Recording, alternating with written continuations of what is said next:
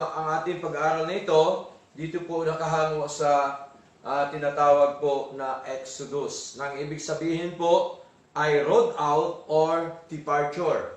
No? Road out or departure. Yan po ibig sabihin ng Exodus. No?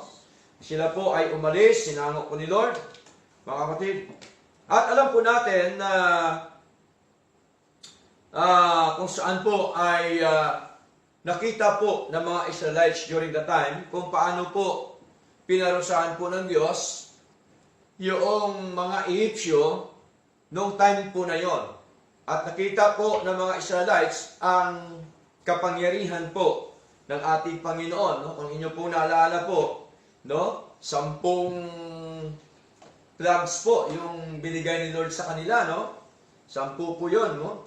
Na kung saan po ay talagang pinakita po ni Lord at bukod doon ay pinatigas po ng ating Diyos yung puso ng Paraon during the time doon po sa Ehipto. Kaya nakita ho nila na kung saan po ay ganon ang ginawa po ng ating Diyos.